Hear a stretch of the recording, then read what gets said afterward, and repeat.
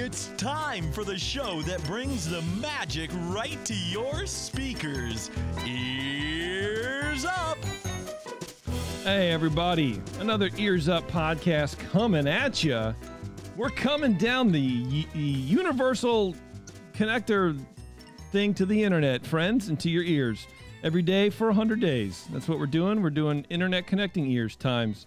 Wow. Everyone. Yeah, I don't know, man. No, that was you were on something. It was good? I was on to something. All right. I thought you were going with something like Universal like Studios, and I was like, wrong show, dude. No, I wasn't doing that. You didn't go that direction. I did not go that direction at all. To be honest with you, I'm a little out of sorts, man. I think I have like a cold or something. Yeah. Again, this is one of those things where I wasn't planning on talking about, and then my brain short circuits and goes, tell about your entire life right now. Be super honest and open with everybody for no reason. I used to think it's COVID. It's not COVID. But I do feel like I have like a cold. By used to, do you mean like 5 minutes ago? No, I mean like 14 seconds ago. At the beginning of the sentence. Yeah. I was going to give you more credit and say at least like this morning. Thanks. No. In fact, I tried to go get a test today. Oh my God. I was going to make a joke about you needing to go get a COVID test, but I was like, that's rude. No. But sometimes the best jokes are just, sometimes the best jokes are just reality. I couldn't get one till Tuesday. And it's like, what is going on in this world? Man, I can drive an hour to Vallejo and get one tomorrow. But then I was like, you know what? I just took an hour and a half nap and I felt a little bit better. I was like, okay, I'm out of my head enough.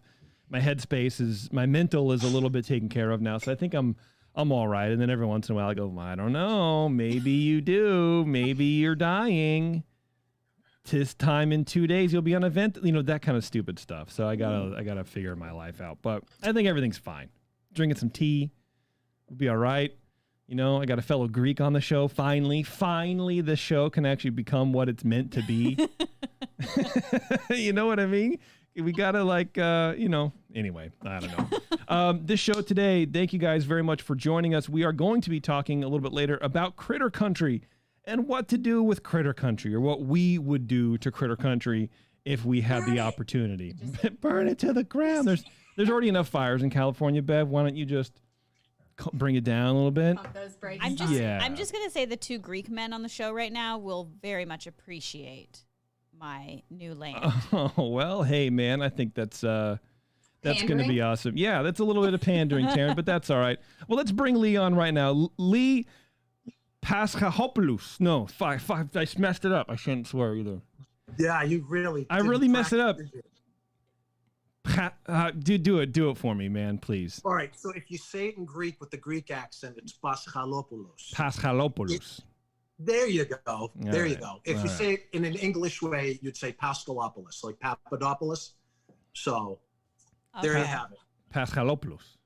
There you go. Perfect. Okay. See, it takes me a little bit. Look, I'm still trying to learn how to say domades. Okay, like I gotta. I can say takanis. Not very well. Tikanis, and I would say kala. So there you go. There you go. And then yeah, and then every time during Christmas, I like to burst into my in-laws' house screaming, Christos. Anyway, and that's it. That's really. And then my dad taught me like a weird lullaby in Greek. Maybe if you're lucky, I'll sing it for you. And that's it. I don't know what it means. And that's all you really need, to be honest with you. There's actually one word that I don't want to say because we're on a Disney podcast. Yeah. But I think you probably know what it is. But it's like it's a universal word that can be a noun, an adjective, a verb. And like you could have a conversation, and that whole sentence can be that one word. Used different ways. Does it start with the letter M? Bingo. Okay. All right. Okay. Bingo. Got it. I got it. And most people don't know that the English language has, I think, 60,000 Greek words that have a Greek root to them. So, you know, on a daily basis, you probably do use a Greek word. You just don't know it. That's true. Like octopus. There you go. See? Octo is, 8. Anyway, whatever. Good Lee, job. welcome to the show, man. You are the owner, the driver of the Disney in Greece Instagram account. I am. So go to @Disney Greece. Tell me a little bit about why you are so obsessed with Greece and what your account is all about, because this is I've been dying to talk to you about this. All right, so I will explain that I fell in love with Disney when I was a child. My parents, traditional Greek parents, owned restaurants, and Sundays they were closed, and Sundays we would just watch The Magical World of Disney on ABC, 7 p.m., sit on the couch, and that was when I said, you know what, I want to go there and I want to do that. So unfortunately, it took a little while because Greek parents don't go to Disney; they take you to the beach, and that's pretty much it. So I had to wait till that was our trip. But when I turned 24, I did end up going to Disney World, and it just put an exclamation point on how much I loved it. It's not so much the cartoons; it's the attention to detail and how they can take you away from, like, let's be honest, the world is it's in turmoil, and sometimes you need to get away from stuff, and they do an amazing job. The second you walk through those doors, you kind of you're part of a cartoon, you know. Yeah. And I fell in love with it, and we ended up going to, every year we go for like 4 or 5 days, and we went to Epcot 3 years ago with my family and my wife's family. It was a big contingent of Greeks, and we went to the World Showcase, which, you know, you're familiar with. Yeah. And as we're walking around, my wife's uncle goes, hey, where can we get some Greek food? So at that point, Kat Cora's Cuisina had already closed. Okay. And, you know, of course, they did her the disservice of sticking her on the boardwalk, which was like way out of the way to go there. So to go to the boardwalk to eat, I mean, you're going to waste at least a good 2 hours of you know, it wasn't fair how they set it up. Now they have Disney Springs where everything's in the middle, and you can go to like 80 restaurants within a arm's length, you know? Yeah. So after walking around, I turned to and asked one of the cast members, I said, hey, where can we go get something Greek to eat? I said, my uncle wants something. And the cast member looks at me straight face, and she goes, oh, you can go to Morocco. And I'm like,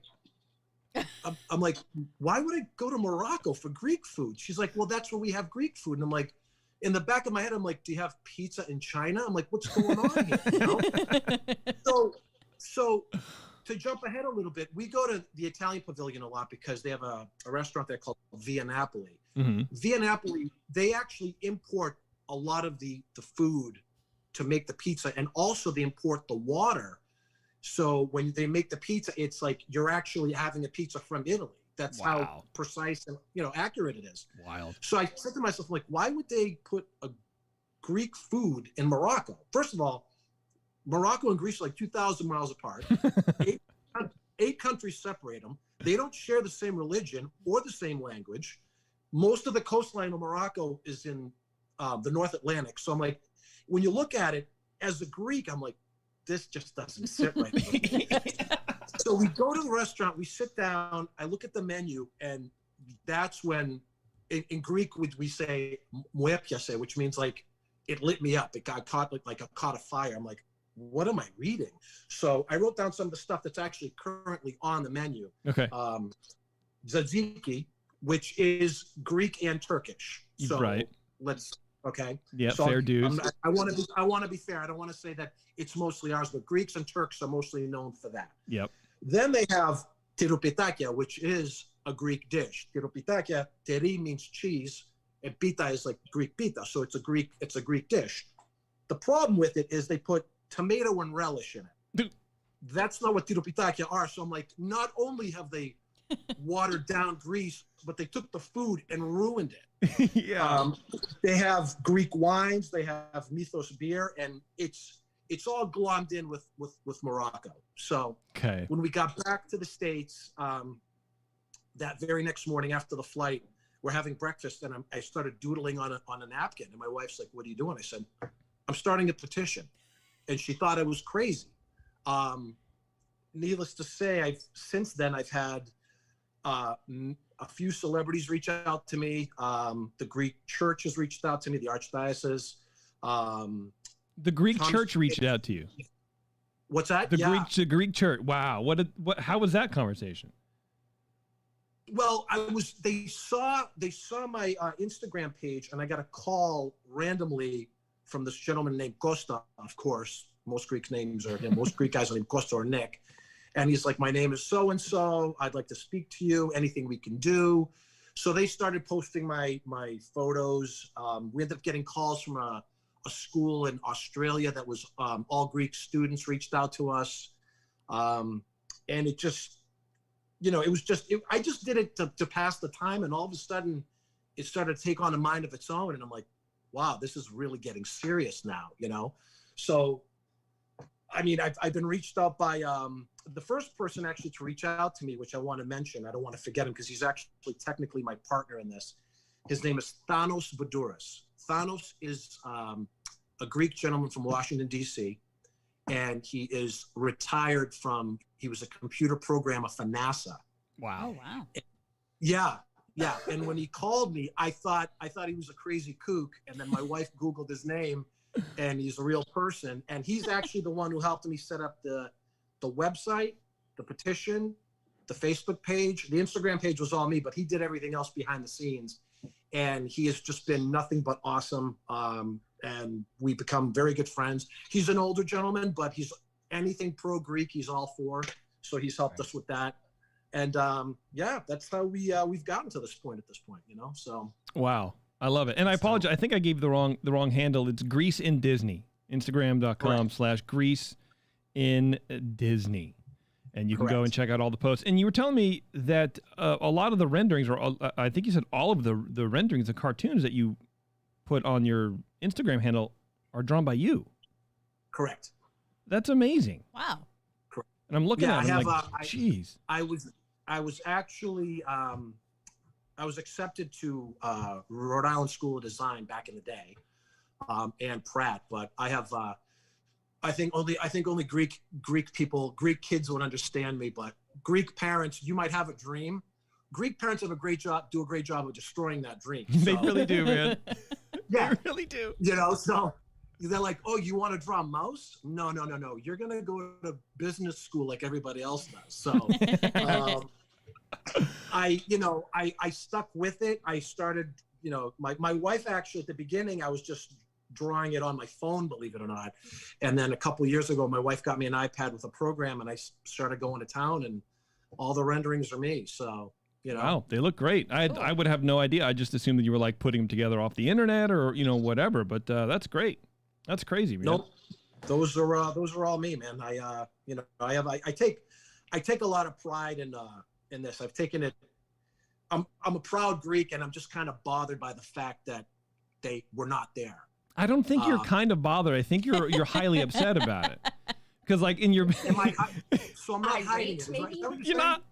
You're not hiding it at all. No, you're very like, because I'll read some of those posts and I'll be like, this dude is upset, and I get it. So people think of, some people say, oh man, you're way too upset over it. I'm like, think about it for a second. Think about Greece's resume compared to other countries around the world. And first of all, I want to preface this by saying I think every country should be in the World Showcase. Every country.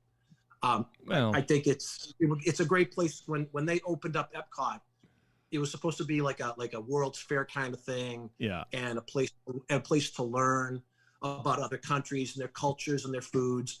And the former Prime Minister of France said, Europe without Greece is like a child without a birth certificate.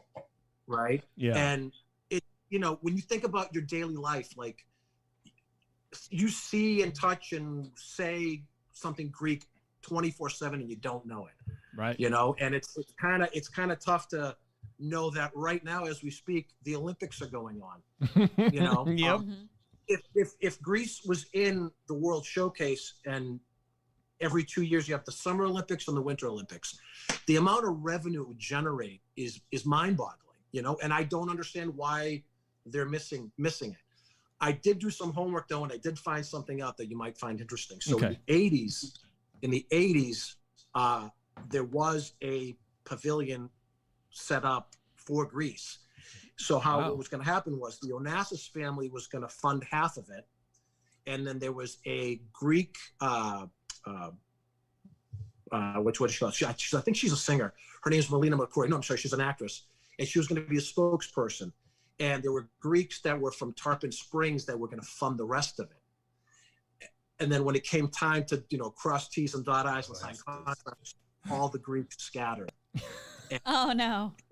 Yeah, and the deal fell through, and I'm like, you know what? I'm going to do it again. And I've been in contact with some people that if we can get to that point, I hopefully we can push it through this time. But I definitely think Greece should be there. It's a shame it's not.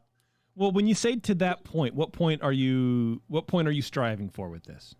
Well, right now we need to get a certain amount of signatures. I have friends and relatives who actually work in Disney that have been giving me pointers and things we need to do.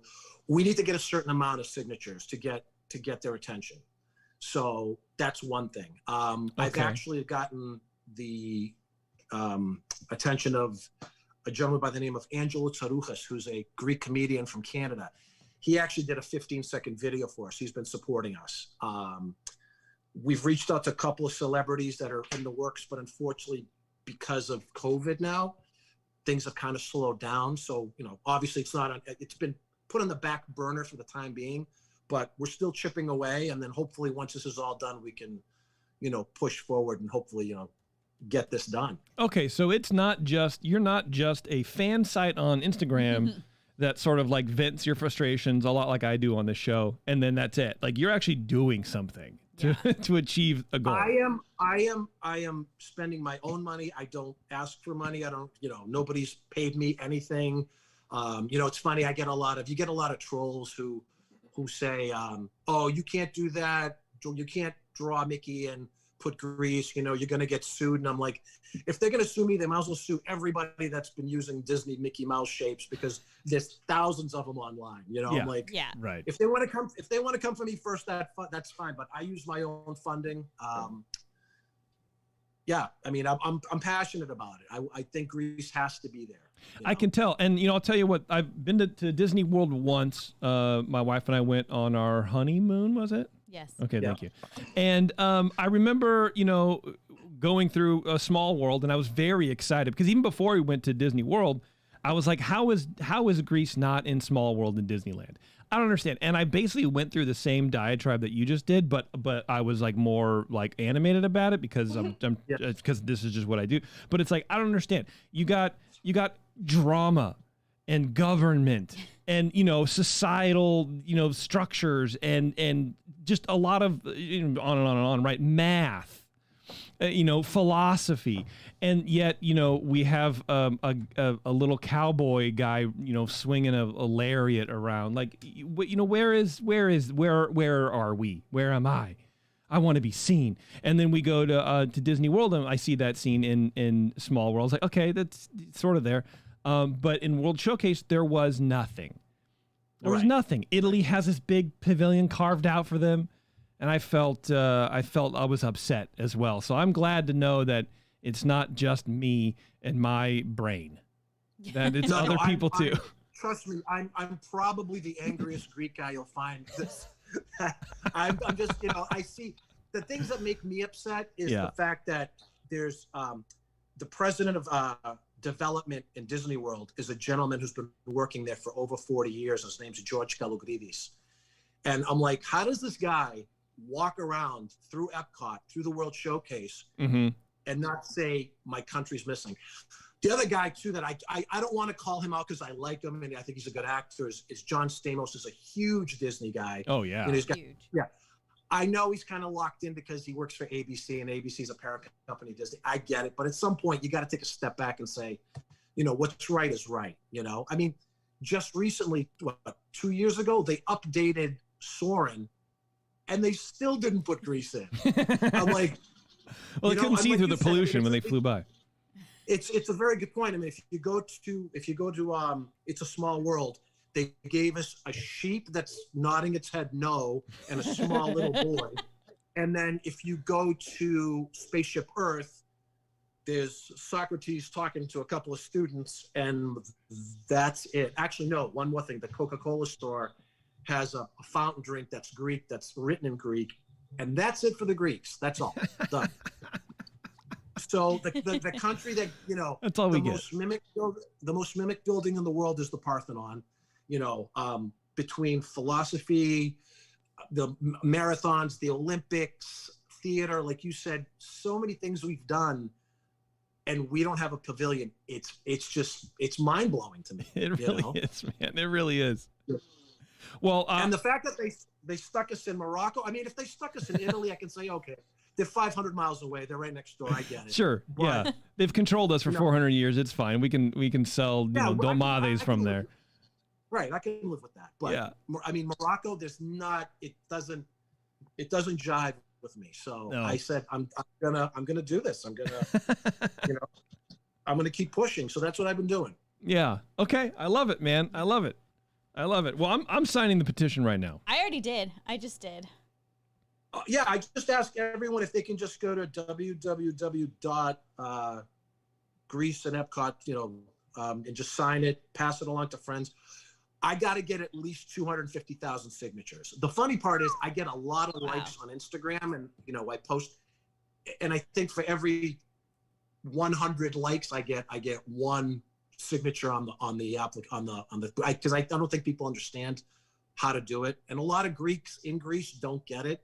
So, they just think it's Mickey Mouse and that's it. They've never been to Walt Disney World, excuse me, or Disneyland for that matter. So, yeah, trying to bring attention to it, and hopefully, I'm just going to keep going until I get to an end. I love it. Yeah, I love it too, man. Everyone go check it out. Grease in Disney on Instagram. The link is there for his website, and you can sign the petition there as well. I just did it, and you know how I feel about petitions. I don't sign them, but this is obviously very important to me, not only for cultural reasons, but, mainly for cultural reasons. It makes me feel good. And I think, honestly, we do deserve to be there. The Greeks need to be in Epcot. They need to be represented in a couple more places other than just Small World. You know what I mean? Especially if it's about sharing cultures. Well, like Lee is saying, show me a culture that has shared more with the world than Greece. You can't do it. You just can't do it. Well, and if you look at the word, the acronym EPCOT, the P stands for prototype. Yeah. Proto is a word meaning first. So, we're jammed in there every which way, and they just, and every time something, and now, I mean, they missed the mark. Like right now, for example, if you look in the last 10, 15 years, Disney has done a lot of movies with female cartoons, and that's where their bread and butter is right now. I'm just shocked that the goddess Athena hasn't had a movie yet. And I've actually drawn a cartoon of the goddess Athena, how I pictured her, and I posted it. And I'm like, how are they missing the mark? Not only that, now you look at Giannis winning the world title, for Milwaukee, and he took the title to the Parthenon. That's right. The Parthenon, right? Yeah. I'm like, by the way. Yeah, he climbed the Parthenon with his trophy. Yeah, I mean, it's frustrating to sit here and like mention everything Greek that's going on right now, and Disney's like, whatever, Yeah, and it's the money grab, and that's what they're there for. They're there to make money, and that's something they're missing out on. They really are. You know, like I said, every 2 years between the Winter Olympics and the Summer Olympics, at a Greece pavilion, they could be selling God knows what, So, well, let's do it. Yeah, Taryn. I just had a little question. Sure. So I thought that that each of the countries that are represented at the showcase paid for their spot to be there. Is that true? So has Greece just not been asked yet?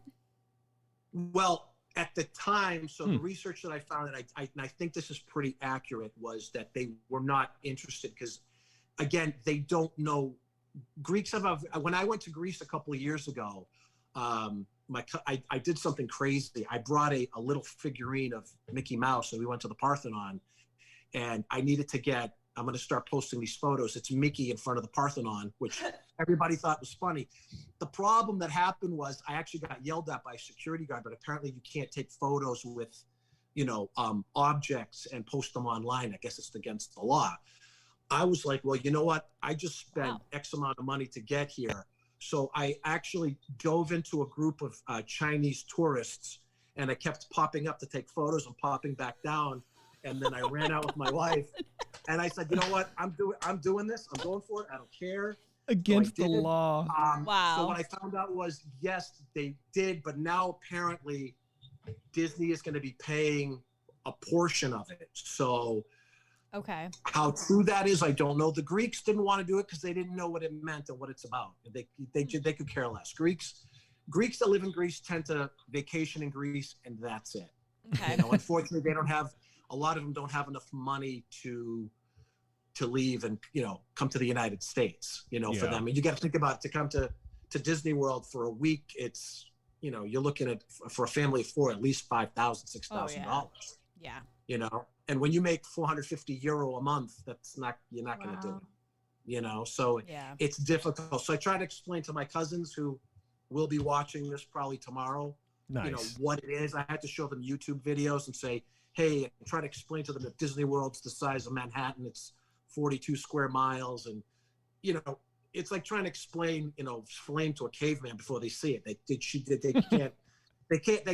can't figure out what I'm trying to explain to them. They just think it's some sort of a park, but.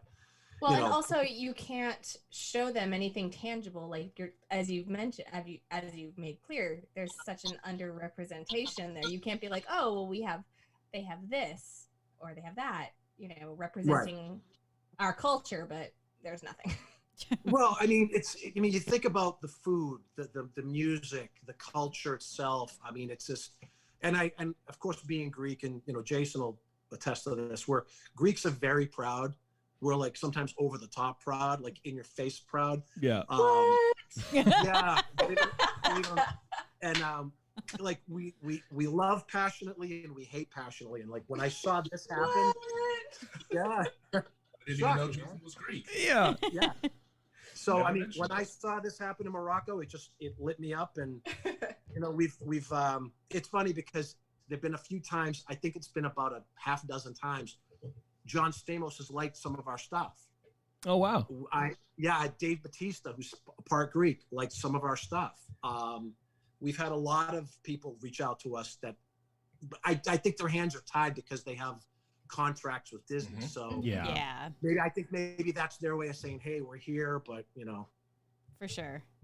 But what are they going to do? We'll see what happens. I'm just going to keep pushing forward. I'm not going to stop. So well, if we've reached out to Stamos a couple times to be on the show, and if he ever does, I'm going to hold his feet to the fire, the Promethean fire, and say, know what? Yes, please do, because he's a big Disney fan. But I will go pound for pound for him with who's a bigger fan, because I feel like I'm doing something about it. And I look at it like we don't have children of our own, but I look at John Stamos and he's got a little boy, and I'm like, when he brings his kid to Disney World, there's got to be a time where he's going to say, hey, Dad, how come Greece isn't here? You're Greek, you're famous. Why didn't you do something about it? You have Tom and Rita, Tom Hanks. Yeah. He became an honorary Greek. If you go online, Greek? His Rita, no, his wife is Greek, right? His wife is Greek, but he was baptized Greek, and now he's Greek. And if you look on Instagram for the last 4 weeks, the amount of A-list celebrities that went to Greece is mind-blowing. Magic Johnson, Justin Bieber, Tom Hanks, so many people. And it's like everyone else knows about Greece, but Disney does nothing about it. And that's like, it's almost like they don't want to, and it pains me to say that, but I don't know who's in charge over there as far as Imagineering, but somebody's got to step up and say, hey, we got something here. Yeah, we got to just put the word out and get the interest going. Lee, thanks, man. I really appreciate your time. Thank you very much for coming on the show and pushing this passion project, man. I'll keep pushing. Yeah, please do. Keep pushing. All right, and let me know if we can do anything. So much, guys. All right, thank you, man. Have a great night. You too. You too. I'll see you. Bye-bye. All right, bye, man. Yeah, go sign that petition, guys. Yeah. I think everybody in the chat already did. So Good. That's good. I just did. I did. While he was talking as well. Do it again. No, it says to I only can't do do it two things once. at once, but I'll do it when we're done. Do it multiple times. Get your family to do it. You guys can each sign your family up. Give them individual email addresses, and you should just really do it. Yeah, it's cool. Yeah, that was neat. All right. Thanks, Lee. Appreciate it. That was a good time. It's very impassioned, but also very interesting. Yes. Yeah, for sure, man. For sure. It was good to get the backstory on it, because it is very much a passion project, and we all know, we've talked about it, like petitions don't really end up doing a whole lot. Mm-hmm. But it sounds like the wheels are sort of in motion in case something does take off with this, that this one could actually do something. So instead of signing a petition to like, I want more napkin holders, how dare Disney take away napkin holders in Tomorrowland Terrace? Bring them all back. Bring double the napkin holders. We get a free napkin with every purchase. I want, instead of doing something weird like that, do this where you can actually make an impact with, it sounds like you can actually decide how the park should be. Yeah. I mean, maybe I'm reading too much into it. He has a plan beyond the petition. Yeah. Petition is just step one, which is, I think a lot of times the petitions are just the petition. Yeah, for sure. There's not really like a second step. I love that the Greek church reached out to him. Like, Dope, dude. Greeks are sort of like Italians, but cool, but like less violent. We're just like family, religion. But I'm just gonna stay home. I know when he said that, like, Greek people, and I know he referenced it in respect to like cost. Yeah. But when he said like Greek people who live in Greece, like vacation in Greece, I was like, oh, so Jason. Yeah, it's in our genes, man. I don't know what to tell you. But I told him the other day, I was like, I really just need to like go somewhere like where there's like a body of water, and like I just want to go somewhere. And he was like, backyard, like dead serious. And I'm like, yeah, no, me too. We have a body of water in our backyard. Let's go. I mean, it's just right there, and we're saving money.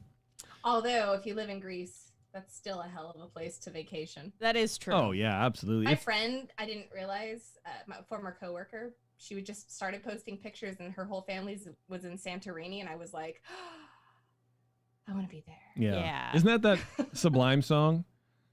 No. I don't practice Santorini. Yeah, Santorini. Yeah. I thought he said sangria. I don't practice sangria. I don't get drunk before noon. If I had 1,000,000 White Claws, then I'd smash them all. I spilled them all. You can find us on social media, you guys. Did you know that? Facebook, Twitter, Instagram, Pinterest. You can send feedback on this show to Taryn at earsup-podcast.com. Show suggestions to Terrence at earsup-podcast.com. You can say hi to Bev, and anything else comes to me, Jason, earsup-podcast.com. Make sure you guys are like, you guys both need to be right on that microphone when you talk. Okay. Thank you. Fun fact, Disneyland is open. And there is no better place to go to take you there, at least, than Concierge. You go to concierge.com. Let them do everything for you. You guys, there's no need for you to lift a finger. This is America in 2021. You don't need to do anything. You just make a phone call, and it's all done for you. So, and it's not a trick. Like, there actually aren't fees. Like, I was talking to Jason last night. I was like, how do they even make money? Yeah. Like, I don't even understand it, because they're just like a person. Yeah, right. Yeah. And that's what it came down to, is that doesn't matter. There's no fees. There's no fees that you pay aside from just park stuff. Yeah, you have to pay for your park stuff. You got to pay for your park stuff. They're going to buy it for you. But yeah, if you're going to Disney World, do that too. Disney Cruises, they do that too.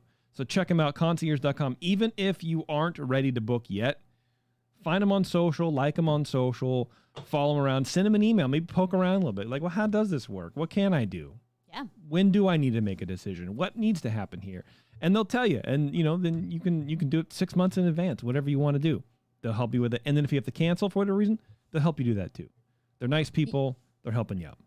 If I can just sing their praises again, I'm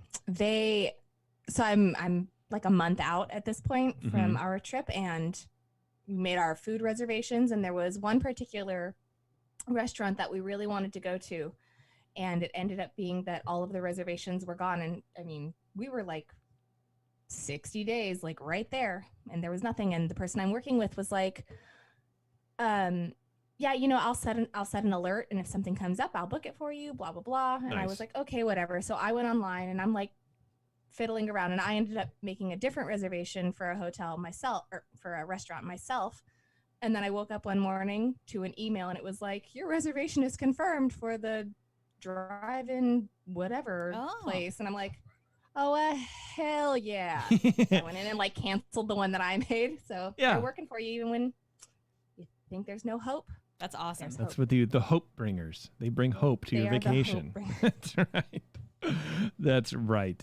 Nice. You can support the show in a couple of different ways. You can go to etsy.com/shop/covers. You can buy some shirts. You know, it's weird. I know Dan's in the chat. The Supreme Resort logo, we have a Supreme Resort logo shirt.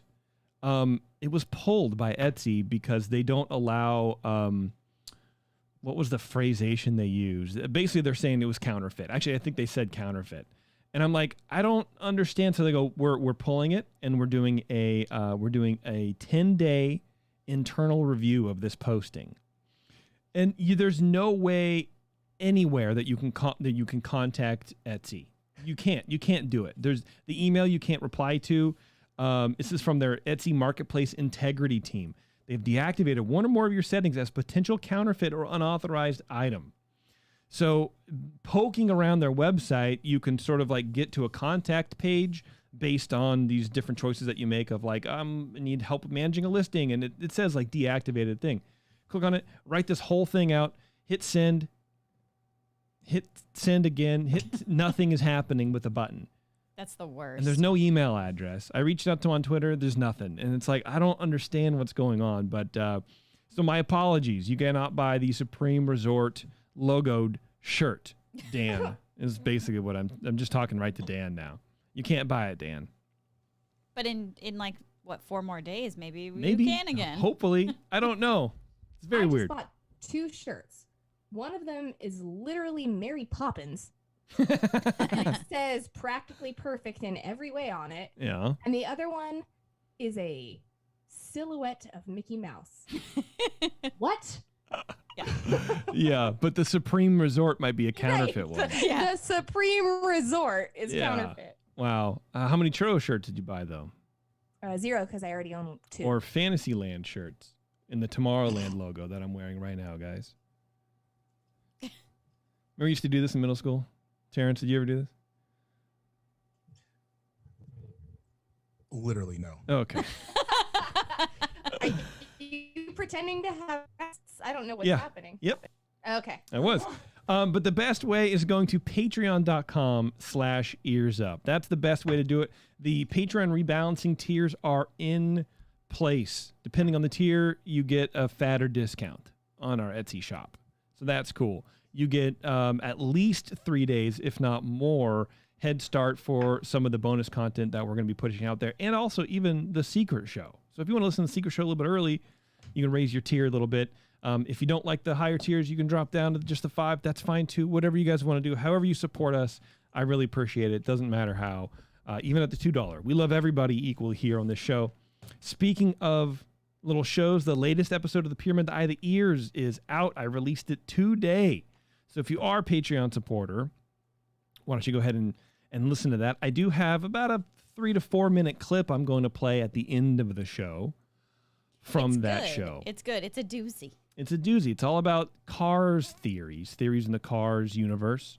I think it's pretty good, man. I was pretty excited about it. Mm-hmm. So check that out anyway. You can become a Patreon supporter, and you grab the episode of Pyramid Eye Ears. I think what I'm going to try to do is go back and re-release some of the other content that was just for some of the other tiers, like Cool People Doing Cool Things was only for the $12 level. So you $5 people, you'll get some new content out of it and stuff like that. So all the more reason to keep supporting the show, and we really, really appreciate it. The 21st Amendment Brewery's latest beer release, Tropical Brew Free or Die IPA, puts an island vacation in their whimsically designed cans. That's right, cans. This refreshing year-round release, Tropical IPA, is brewed with pale and Munich malts, brimming with Azacca, Citra Cryo, and Mosaic hops, and topped with a splash of pineapple flavor. The result is a clean, refreshing beer featuring a mix of sweet malt, balanced bitterness, fruit-forward hops, and a nice tropical vacation at the finish. Tropical Brew Free or Die IPA is available at your local good beer shop, neighborhood taproom, and anywhere else people come together to find great craft beer. All right. Look at that. You don't even have to hear my voice for that anymore. Eric sounded great. That was good. Yeah, that's pretty good, right? Pretty happy about it. All right, everybody. I'm going to take a quick break. I just need to get something to drink. My mouth is getting real dry. So, about a minute and a half. Same, girl. Same. Are we supposed to take breaks now? Yeah, but I have not even remotely set that up.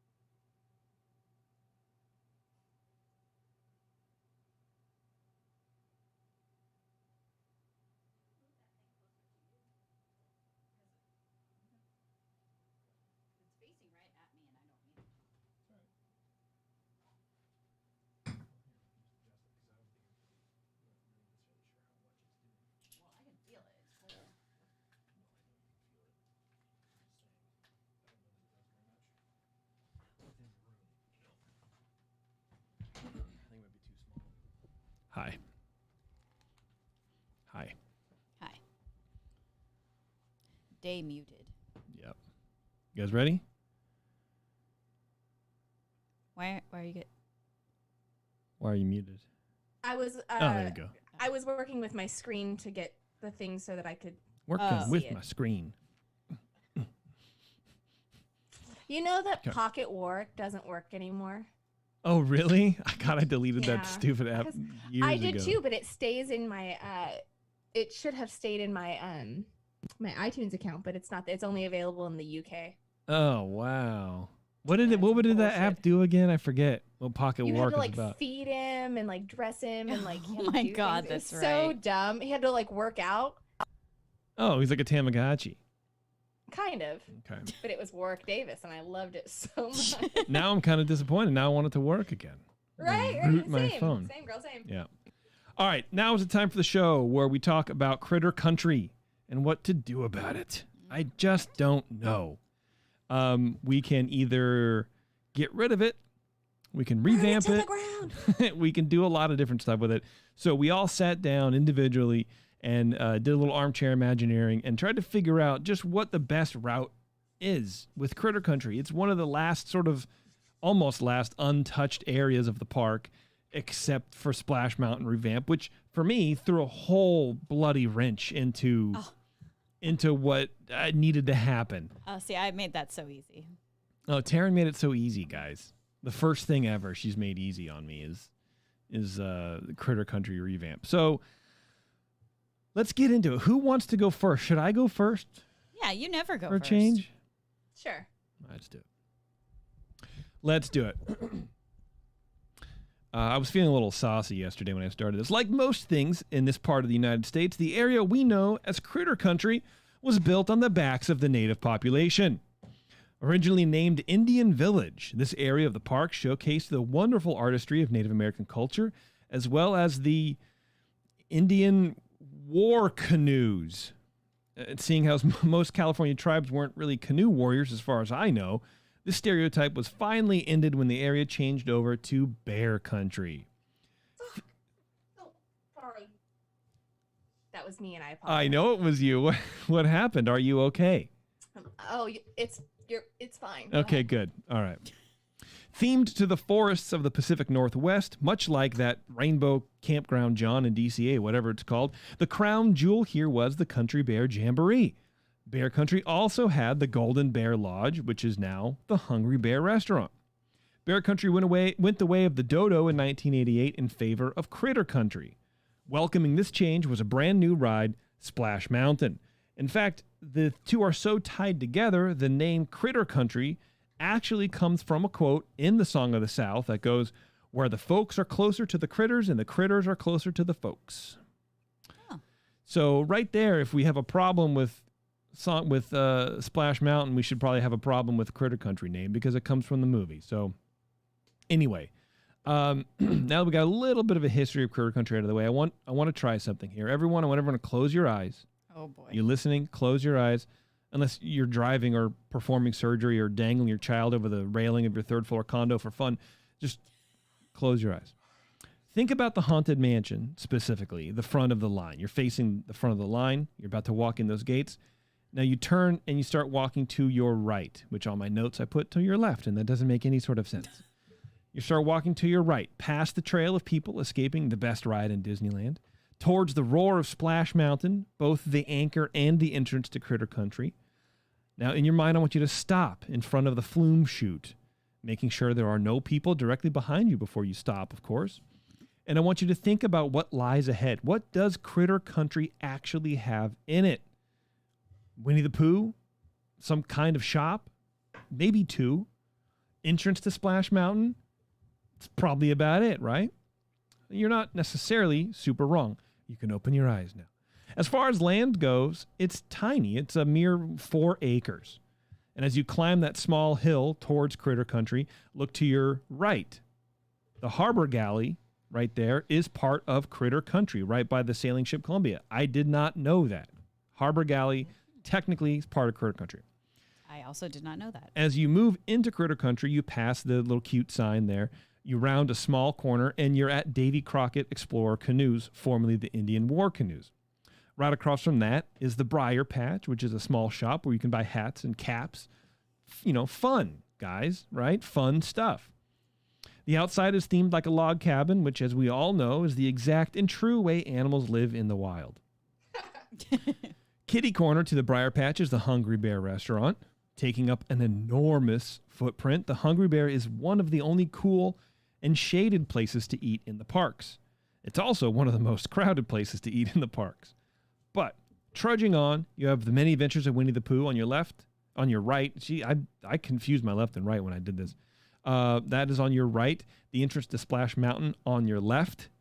Well, you have the entrance to Pooh before Splash. The actual ride is way farther down the path. And then, if you look at the map or if you look like an aerial view, it's marked, here's the entrance, but the ride, the show building is way down here. It's actually like that overflow path. I feel like they were really expecting a lot of people to be waiting for Pooh and just to never really materialize. As we reach the end of our Critter Country tour, we have Pooh Corner down at the base of the cul-de-sac, I guess, or lack of a better term, which sells pins and merch. And then the exit of Splash, where you can buy your photo taken on the way down the flume. It's called Professor Barnaby Owl's Photographic Art Studio. Who is Professor Barnaby Owl? Does anybody know, by the way, who this man is? What show is he from? What movie is he from? Pooh? No clue. Is it from The Rescuers? Well, no, it's not. He was actually created specifically for Critter Country. He was a entirely made up character. He was the photographer on Splash Mountain, and he was actually in the ride at one point. He had an animatronic in the ride that was pulled, in the early teens of 2000, like 2012 or something like that, for just whatever. He's just gone one day. And that's it. That's the space that we're dealing with today. That is Critter Country. So what would I do personally with it? I would revamp it. I wouldn't really change much. I would just retheme everything. But I would make it a home for the other weird characters in all of Disney lore to sort of come out. Not just Winnie the Pooh, right? Because Winnie the Pooh is, I don't know, Winnie the Pooh's is sort of blah. He's not really traditionally Disney, I guess. And he just sort of is like, doesn't excite me. Nothing excites me about Winnie the Pooh. A way to bring more people to the area would be to bring up some of these weird characters or these like sidekick characters like Hey from Moana. I love Hey. Miko from the Pocahontas, right? Jacques and Gus, Baloo even. Sven, for God's sakes. Ray from Princess and the Frog. I think that'd be cool. Doug the dog from Up. Those weird cats from Aristocats. You can bring all these people out, and I know there are suits of them. I've seen them all, not all of these people. They don't have a Hey suit, but the weird cats I've seen. I think Jacques and Gus have, or maybe I'm thinking of the Rescuers mice. Anyway. Gus is fat. His shirt doesn't stay up on Cinderella. I cute. I been there. But the hardest question to address here for me is how to deal with Splash Mountain. People love that ride system, which is an important thing to address here. I think the system is the star. You could theme that ride around literal dirt, and I would still ride it. But if you leave it as Princess and the Frog, you lose a big chunk of usable space to even have Critter Country be a thing anymore. Otherwise, you might as well just make it all part of New Orleans Square, which apparently was pitched as an idea before settling on Critter Country. They were going to make it like Dixieland. Okay. And they decided no, so they made it, whatever. Okay. But you know what I mean? It's like if you can't have New Orleans Square extend that far up and then have this little tiny 3/4 of a cul-de-sac for Critter Country, especially because the exit, you don't start in New Orleans Square and then exit in a different land. I think that would be too confusing for people. So we need to start revamping Splash Mountain. Now, I see it as sort of the Great Movie Ride meets Small World, which I don't like either of those two rides, but in the ride system of Splash Mountain, it becomes very different. Okay. It's a boat ride with little vignettes from different movies. Each movie features these smaller animal characters from different movies doing the scenes from their movies. And as you float along the little lazy river style of thing, the brand reinforcement becomes more solid. I see the beginning of the ride as a classic dark ride with black lights and projections and animatronics and all that. Then after the drop, you have all the critters in one scene together, hanging out and interacting with each other. Maybe Doug is chasing Miko. Sven is giving those weird cats from Aristocats a ride. Hey Hey is looking for food with those maybe two big googly eyes, rolling around in the head. That kind of thing. I think if you as a finale showpiece, it is a lot like Splash Mountain is right now, but with the characters interacting as one in one timeline, I think that could be really cute and fun. Also, I think we're at a place with technology and budgetary concerns. I mean, Disney continues to rake money, and I feel like they can expand the budget a little bit more here and maybe be swapping some of these characters out from time to time. Okay. Keep it fresh, and the merch can be kept fresher. And then when you have different characters from these rides, those are maybe the characters that are going to be hanging out from time to time in that area. So if you want to do a meet and greet with Gus, you go to Critter Country. Okay. Right? If he's in the ride, he'll be out there. If he's not, maybe you put someone else in. Change it up a little bit.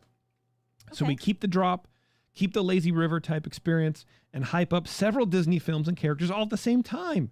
Messy? Probably. Yeah. Effective? messy. Yeah. Effective? Doubtful. Okay. With Splash Mountain updated, we now have a reason to have Critter Country become the de facto place for all abandoned and lesser known characters to appear. So, we've set our premise. Let's move on to the Hungry Bear.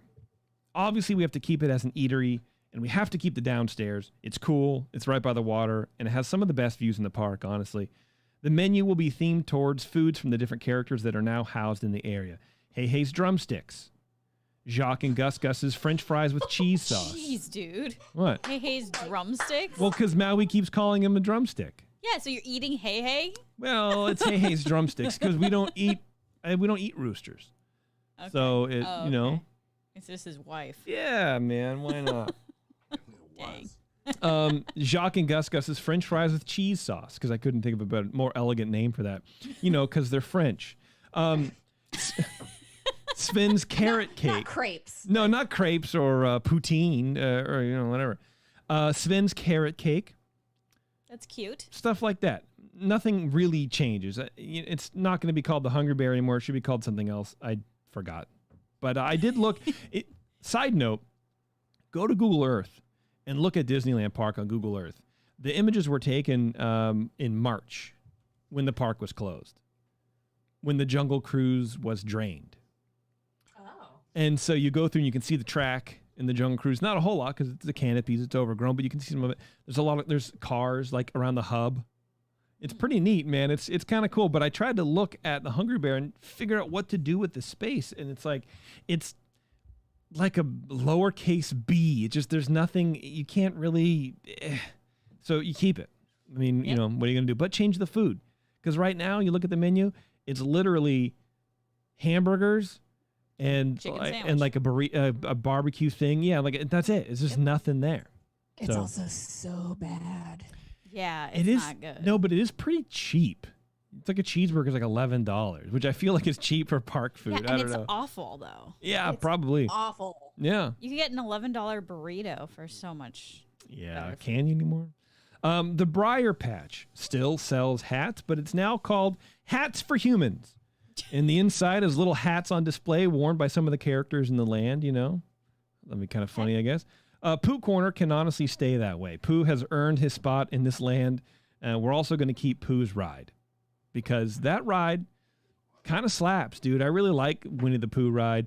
It fits right in. If we're gonna have this be sort of the home for wayward animals and critters, we can't knock out 5 of probably the more famous critters in the area. Agreed. Just can't do it. The photographic art studio is now run by Scuttle from The Little Mermaid. It was his idea to document the human journey through the animal kingdom of Disneyland, and he has spent years assembling enough parts from the human world to build a camera. We put him in the ride, building a contraption of found objects, funny lenses, and various flotsam and jetsam, and use that as a housing for the actual ride camera when you're about to hit the drop there. Now it's time for the canoes. The Okay. Davy Jones Explorer canoes or whatever they're called. This was one of the harder parts for me because they don't really belong in Critter Country at all right now.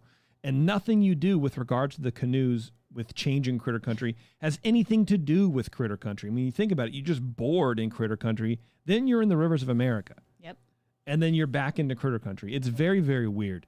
Any revamping of the canoes means revamping the rivers of America. And now you're in a world of pain because you can't go, oh, well, let's put more Disney characters through the rivers of America. But that's not the point of Rivers of America. Yeah, no. It's very strange. But it's such a cool thing. You can't get rid of it. So I feel like you have to move the canoes to Frontierland. They definitely fit way better in Frontierland. And maybe either they share a space with the Mark Twain dock. I don't know. There's actually a space right across from Big Thunder before the Mark Twain dock. You could sort of drop a canoe dock in there, shorten it up a little bit. I feel like you could do that. It would be very, very tricky with the way the boat works, but that's what I think. Drop it in there, get it out of Critter Country. It doesn't fit there anyways. And last but not least, the Harbor Galley, which is, if you remember, it's like directly across from the exit of Haunted Mansion, basically. It's just right there.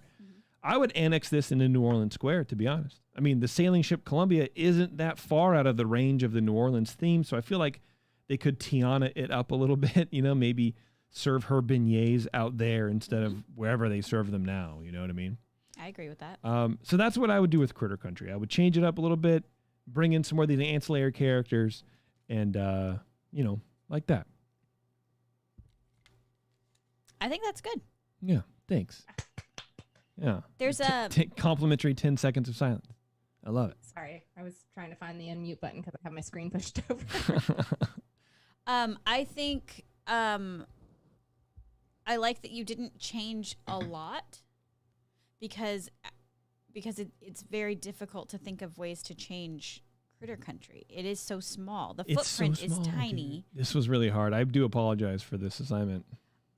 It's kind of fun though to have to think outside the box, I guess. Yeah, I guess. Bev. Oh no, I'm gonna go next because this is somewhat hilarious. All right. Because my idea is absolutely not even close to yours. I need to preface this with two things. Number one, this idea is completely based off Splash Mountain being absorbed by New Orleans Square. So that now just becomes a addendum to New Orleans. Okay. All right. Also, I literally had no idea that Critter Country used to be like Native American land.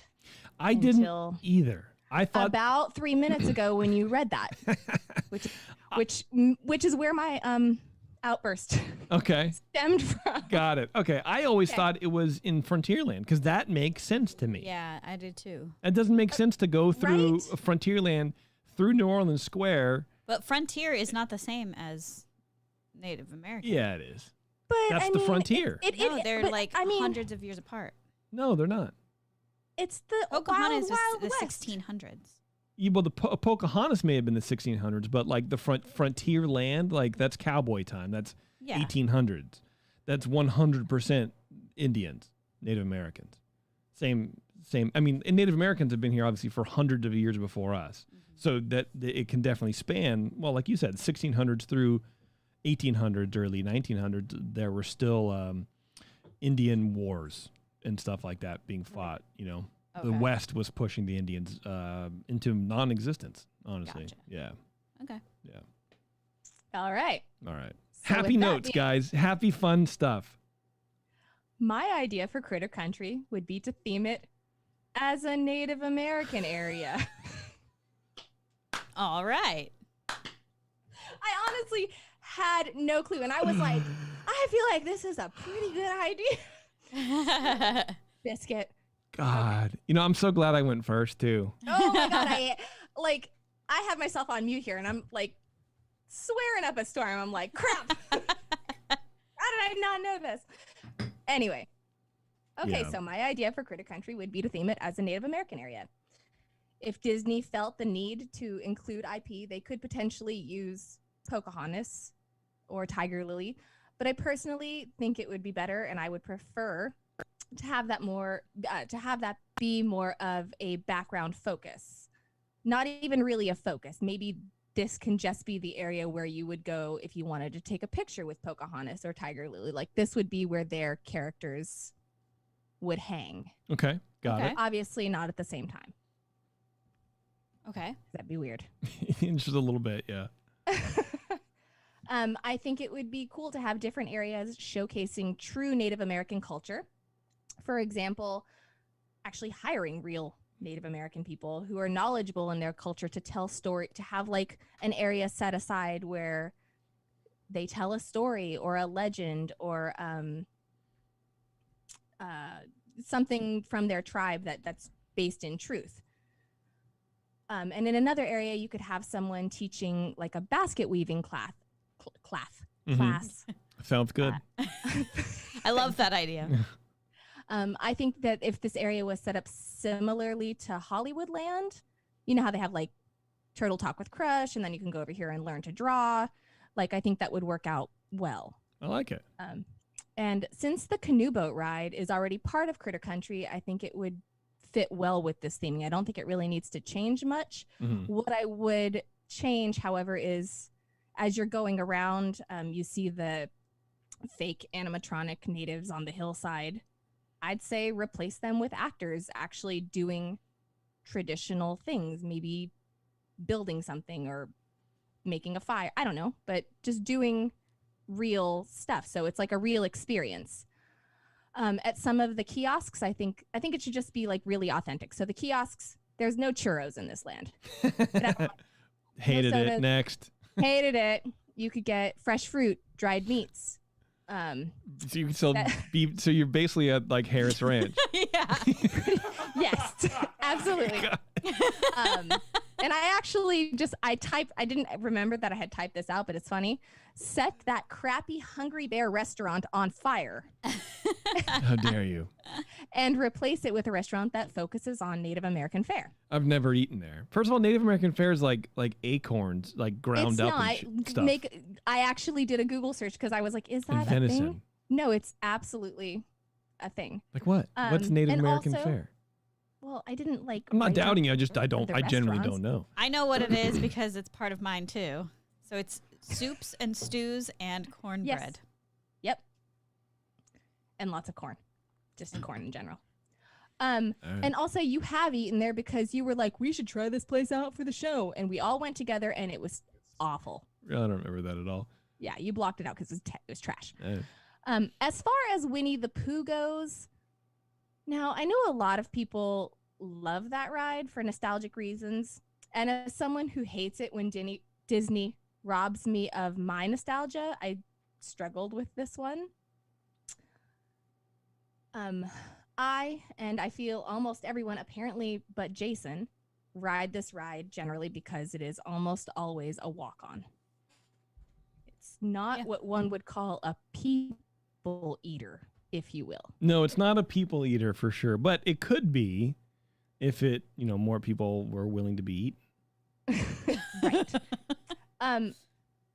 Now, part of me kept wanting to say, make this a Brother Bear themed ride, but I think you'd have the same issue where nobody cares enough about that IP to actually ride it. No. Yeah. So the only other idea I could come up with was to tear Winnie the Pooh down completely and replace it with a non-IP themed wooden roller coaster. Like a Wild Mouse coaster or something? Like a Zigzaggy John or? Like the Grizzly. Like the Grizzly. Oh my God. Wow. You're going ham on this. Okay. I mean, there's enough room back there. You could do it. Yeah, do it. Tear that thing down. Make it a thrill ride. Nice. And that's where I landed. That's Native American land, which apparently already existed. Sure but did. not with a roller coaster. But not with a roller coaster. Well, I mean, I was like, there's no real IP that I think could fit well there. So why not just make it something fun? I like it. Wooden, because wood is in. Yeah. Absolutely. That's it. All right. Taryn, you want to go next? Sure. All right. I'll clap for myself. It's fine, guys. Good job, Bev. All right. The first time I saw it. So Disneyland has Fantasyland, Frontierland, Adventureland, Tomorrowland, etc., etc. And while one could argue that the entire park is in some ways a representation of the past, I've decided to retheme Critter Country to Yesterland. Now, Yesterland will be devoted to the distant past using existing IP. This should be a relatively easy overhaul since I'll be using all of the existing structures, changing only the exteriors and the overall themes. Think lipstick on a pig. Okay. Now, first up, I will not be changing the new Splash Mountain theme. I think the inclusion of Princess and the Frog is good. I think it makes sense with the ride. I am, however, switching the entrance and the exit of the attraction.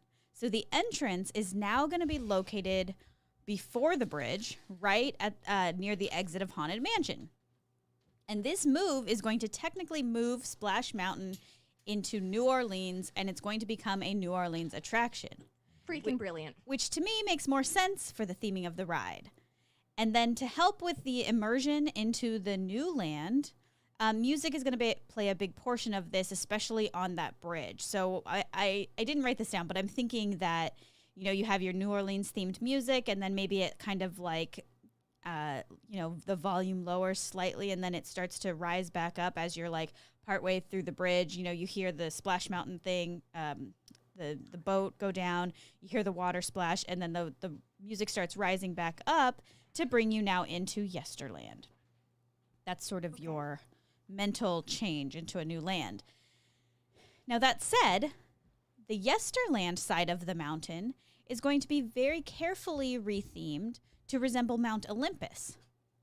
And this is because in that sort of weird hollow area of Critter Country where right now you could meet Santa during the holidays, this is going to now be a Hercules and Meg meet and greet. And we're going to change the whole look of this area to include columns that resemble the Parthenon. There's going to be a Goodies of Greece cart that will sell traditional baklava, loukoumades, which are the little honey balls, and an assortment of Greek cookies. So next up, I'm going to totally retheme the Winnie the Pooh ride. Oh, man. Now my boy Pooh, you guys are doing my boy this way. I dude. know. I really like this ride, but it has no place in Yesterland. So instead, this is going to become Mulan's Imperial Adventure. And the entrance of this ride and the queue line will be refurbished to look like you're walking past Mulan's village. The foliage is going to be switched out from the current woodsy, foresty plants to a more traditional Chinese look with, like small ponds, lots of like floaty plants and things like that, and willowy trees. This dark ride is going to follow the story of Mulan, very much like the movie, showing her taking her father's place in the army, the battle on the mountain pass, and her decision to risk her own life and her secret identity for the greater good of China, ending with the return home to her family. Near the exit of this attraction, where the Pooh Corner candy store currently resides, there will instead be Mushu's Fortune Cookie Factory, where you can buy all sorts of fancy and fun fortune cookies, as well as other Chinese treats like bubble tea, red bean cakes, and of course, a selection of traditional Chinese teas. All right. So now over to Davy Crockett's Canoes. Yes. Now, I love the canoes. And I think it's such a unique experience that I would never get rid of this ride. And I struggled even retheming it because Davy Crockett is so entrenched with the original Disneyland. But oh well. So these canoes are now going to be Pocahontas Powhatan canoes. Pocahontas's Powhatan canoes. And so aside from the name, there's not going to be any retheming here because the attraction's fine as it is. And so finally, as you may have guessed it, I will also be totally overhauling the Hungry Bear Terrible Awful restaurant. Oh, and it's now going to become the Hungry World restaurant. And it's going to be decked out in bright colors with a large selection of international flags as the primary decor. Rather than chicken sandwiches and cheeseburgers, you're going to now have international options. You're going to be able to find Greek offerings like gyros and chicken souvlaki and a hummus platter, Chinese food with rice or noodle bowl options, and finally local delicacies of indigenous people, including soups and stews served with cornbread. Wow, you stole Bev's idea. That's cool. Not all of it. I love it. Just kidding, Bev. And that is Yesterland. All right, very good. All right, Terrence, take us home, buddy. All right. Let me jump up on this mic. All right, so my first thought was to make Critter Country into IP land and have every Disney-owned IP thrown in there, even though none of them match with each other. And then I scrapped that idea. Oh, okay. So my second idea was to turn Critter Country into a bayou area that would tie into the Princess and the Frog retheming of Splash Mountain.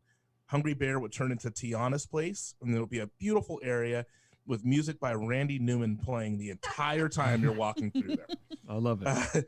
But I had a bit of a problem with this because I don't really care about this movie. Like, seriously, retheming a ride to a movie that isn't even in the top 100 highest grossing Disney animated films of all time makes no sense to me, and I'm not going to expand upon that. So this is what I landed on.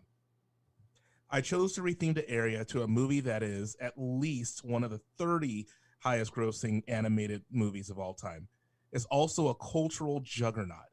And while I think that any mention of one of the main characters from this movie within the parks is completely unnecessary, seeing that this person is a new Kurt Russell of Disney, I would suggest retheming Critter Country to Motunui, the island from Moana. I'm liking this. So nothing in the area stays the way it is today. It's a retheming. We're not going to keep anything the way it is today. So the entrance for Splash Mountain, much like what Taryn said, it's going to be moved, but I'm not going to move it closer to the mansion. I'm going to move it on the other side of the train tracks. So before you go underneath the train tracks, immediately after you walk under the train tracks, you're whisked into the tropical island of Motunui. The right side of Splash Mountain is now completely hidden from within the area by large fronds and coconut trees. You'll be greeted by Polynesian music, somewhat similar to what you would see at the Tiki Room, but close to what you would actually hear on the islands.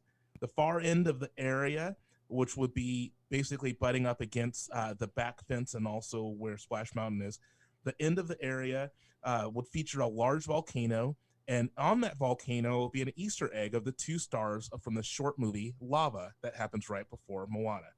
Also, all the stores now will be designed to look like huts from the movie. Pooh's Corner, which is the store back there, become Tala, which Tala was the name of the grandmother, Tala's shop, featuring jewelry from the movie, as well as plushes of sea animals native to the area. The shop will also do face and body temporary tattoos like the ones that you would find in the movie. I like that. Tala's ABC store? Basically, there's like 8 of them in this area. Yeah, for sure. No, you need the one down there, man. Right? No, that one right there. No, so Winnie the Pooh, that ride turns into Journey to Lolo Tai, or the Realm of Monsters, starring Tamatoa. The ride begins with you loading into your shiny shell and following Moana and Maui as they begin their journey into the deep. Using projection mapping and onboard hydraulics, you'll also feel the sensation of falling into the deep with Maui and Moana. The remainder of the ride is various scenes and fighting and interaction with Tamatoa with monsters that come at you. So think Mermaid meets Haunted Mansion, before reversing the falling sequence by being blasted out of the deep by an underwater volcano. The canoes are difficult, but I'm going to incorporate the canoes in this. The canoes will take you around half of the rivers of America. It'll take you the full way, but half of the ride will be themed to Moana, and it will be specifically Moana fighting going to Te Fiti's island and fighting Te Kā.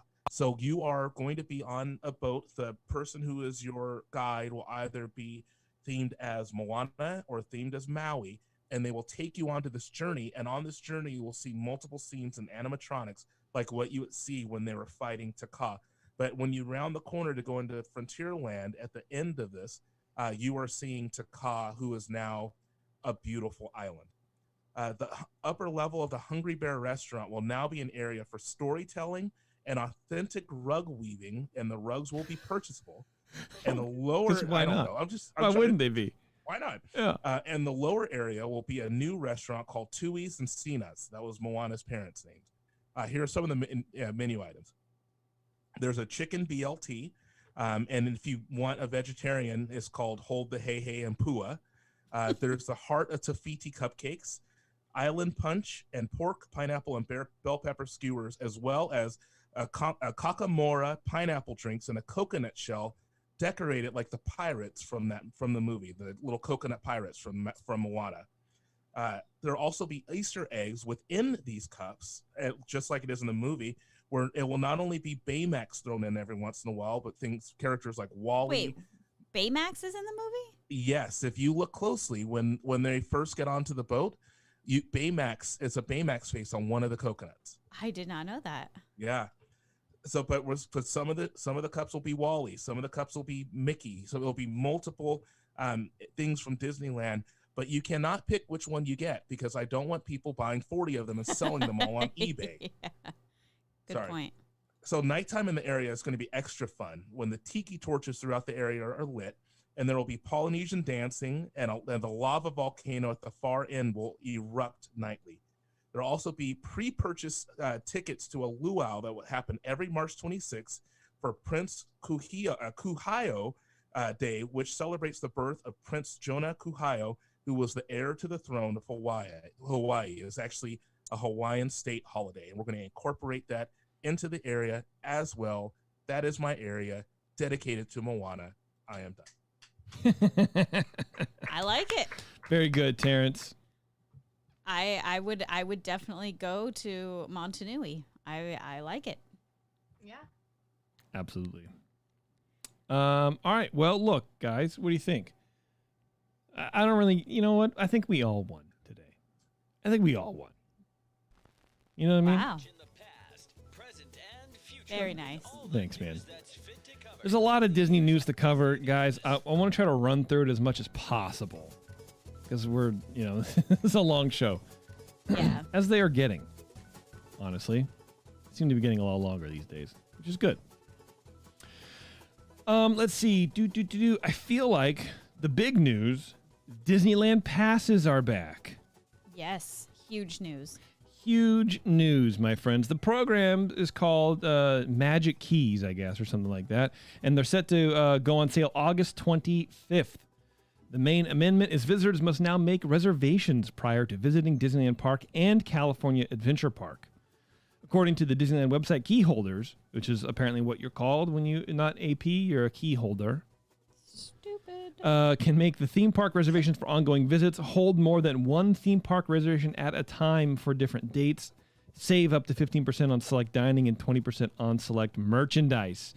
The tier system includes the top tier is $13.99. It's called the Dream Key with no blockout dates. $949 is called Believe, and it has 48 blockout dates. $649 Enchant.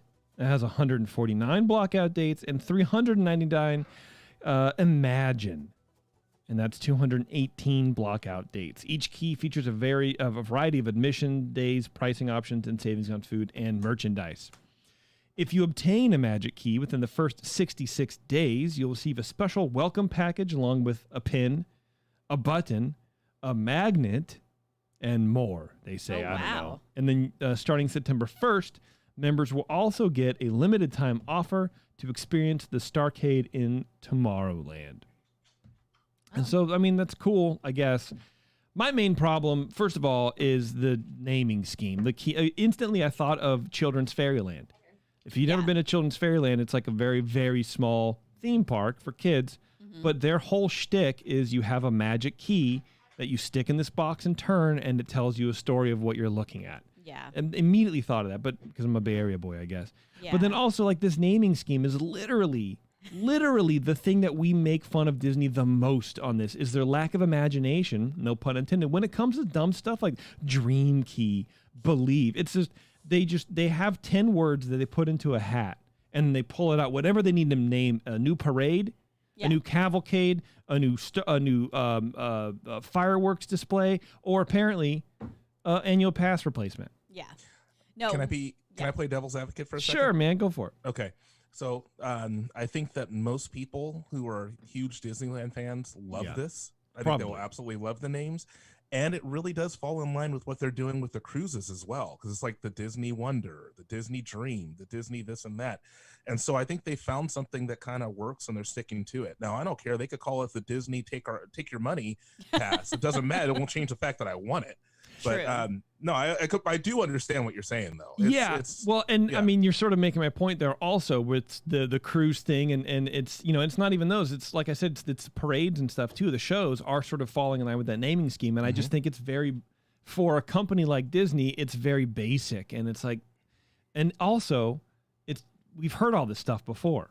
The Dream of Wishes parade or whatever it was called, right? Like, here's this go on the Wish ship. Now we have the Dream Key or the Believe Key. It's a little too, whatever. I don't know. I don't like it. It's weird to me. Could it be a throwback though? I mean, because one of the most famous Disney songs of all time is a wish is a dream your heart makes. And so it could also be an homage to kind of what helped Disney become Disneyland. That's what I think it is. And especially when you throw in Imagine and Believe, I think it would be cool if they had named one thing that, and that's it. Yeah. But it's taking that naming scheme and doing it over several different areas is sort of just makes it like not disingenuous, but just like I've heard this. It's not as cool anymore. But I feel you. Whatever. So there's a website. I forget the website, but they charted out what you get now versus what you got with the annual passes, which I find sort of interesting. Like the Dream. You got 365. You get 365 days, so no blackout days for $13.99, and you can make 6 park reservations at a time, whatever that is. The Signature Plus, which was the highest Disneyland annual pass, you got 365 days at $14.49. So it actually ends up being a little bit cheaper, but obviously there's no park reservation fees, right? For the what do you mean? Because in the annual pass, you didn't have to make park reservations, but now you do. But those don't cost money. No. Okay. I maybe did I say money? You said fees. Oh, okay. And so that's I don't why know why. I'm just gotcha. For the Believe key, you get 317 days at $9.49 with 50% parking discount, which I think is actually a pretty good deal. That's not bad, right? For the old Signature Disneyland annual pass, you got 350 days available, but at $11.99, and parking was included. So, and you used to get a 20% discount on merch and 15% discount on dining. With the Believe key, you get 10% merch and 10% dining, 50% discount. So it's cheaper, but you're definitely getting less than you were with the Signature, pass. If you get all the way to the SoCal Select, which was, really only for obviously SoCal residents, they got 170 days to go in at $4.19.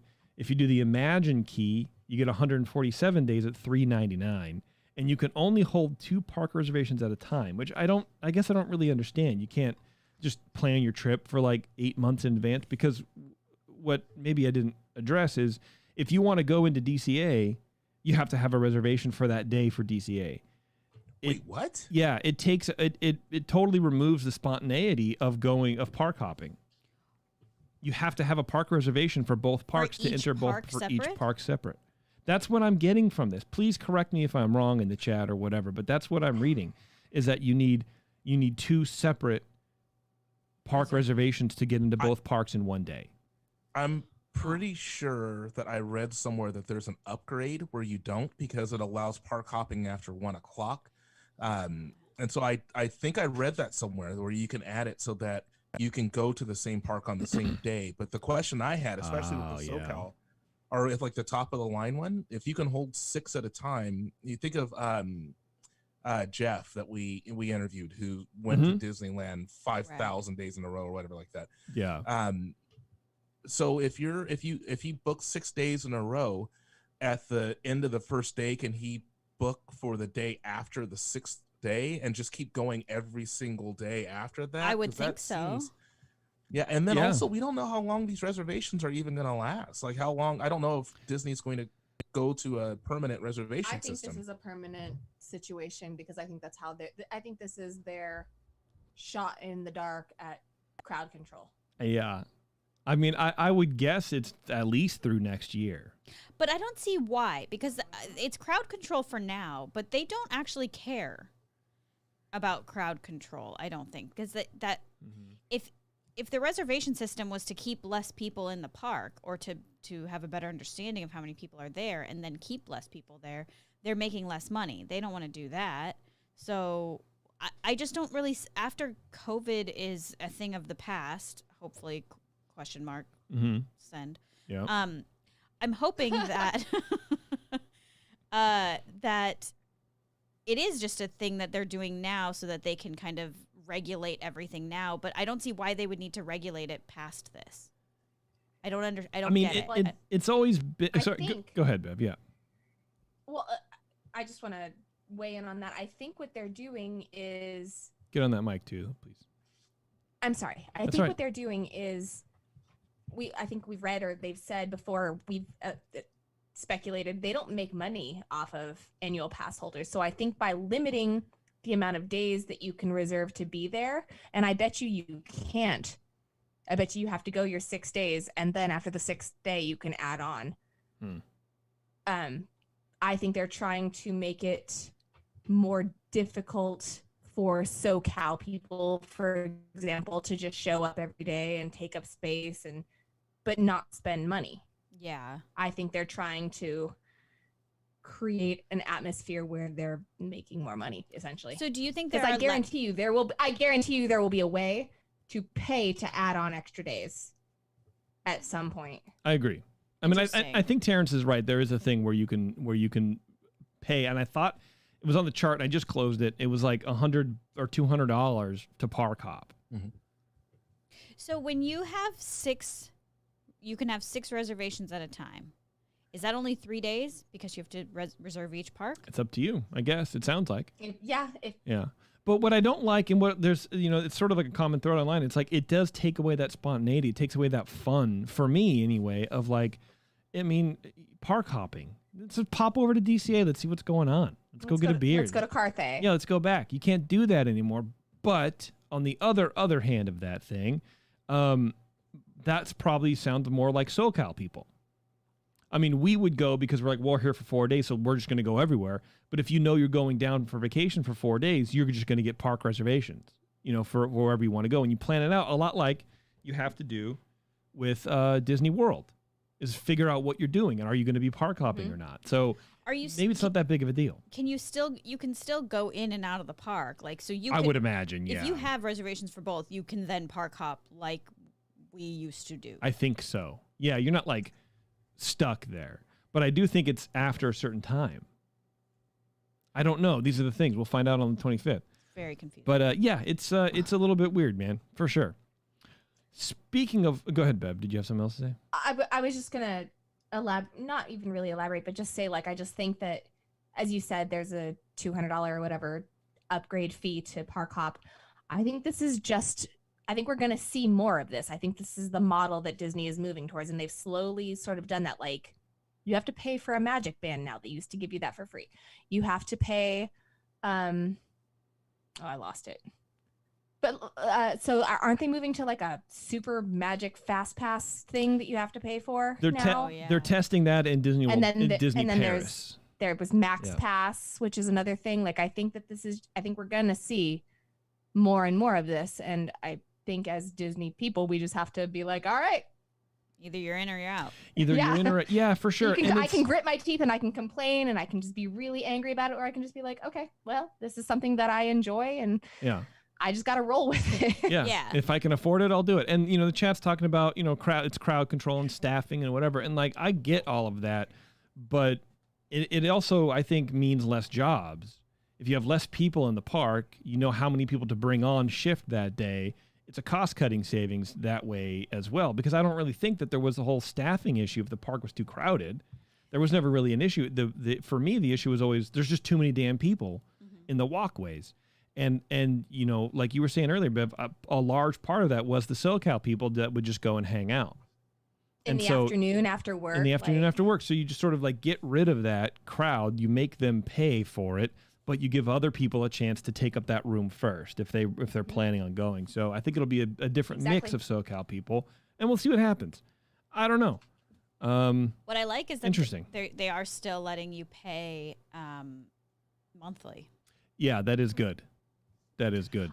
Are any of those, and I'm sorry, I missed this, I had to run to the restroom, but are any of those passes specifically sold to only SoCal residents? Not that I can tell, no. So there is no longer a SoCal specific thing. And it used to be you had to live in California to do the monthly payment, and now anyone can. Oh, that's right. Yeah. Oh, So really? actually it is. So the Imagine Key, it says only available for Southern California residents living in zip codes 90,000 to 93599. Interesting. So if you live anywhere past 93599, I'm sure that's probably Bakersfield or something like that. Right. You can't get that pass. Damn. Oh. And that's the you can reserve to Yeah. theme park. Okay. Yeah. So I would almost be willing to bet money that you cannot just tack on another day every day. You have to go through that reservation, and then once that is completed, Then you do it again. you can then. Yeah, which makes sense. I mean, that makes sense. Speaking of more money being spent, the pricing was announced for the Star Wars Galactic Star Cruiser at Disney World. Have you guys seen any of this pricing yet? I logged in and Homie. I logged into my account. I logged into It's my account to check something, and expensive. I saw that it was being advertised, but I didn't Yeah. I didn't check. But Bruh. Let's go. Let's I'm go. so curious. It's oh my god. So for two guests, okay. So remember, this is 2 nights, okay, and you get. Let me read the fine print here. The super print. You looking fine today. You are looking fine. Package includes entry to Disney's Hollywood Studios for 1 day on day 2 of your experience. Interesting. So it sounds like your first day of experience is just in the windowless hotel, and the day two is at Batu or whatever. You get includes 2 breakfasts, 2 lunches, and 2 dinner meals per guest, with gratuity included for dinners, and 1 quick service meal consisting of 1 entree or 1 non-alcoholic beverage. And whatever. So you get food, which is cool. Okay, keep that in mind. Okay. So 2 guests per cabin. Okay, so Terrence, if you and I were to go, just ourselves, it would be $1,209 per guest per night. So that is so that is $4,809 in total for 2 days, 1 day in the park, and then basically meals. Yes, Beverly, go ahead. I see you have a question.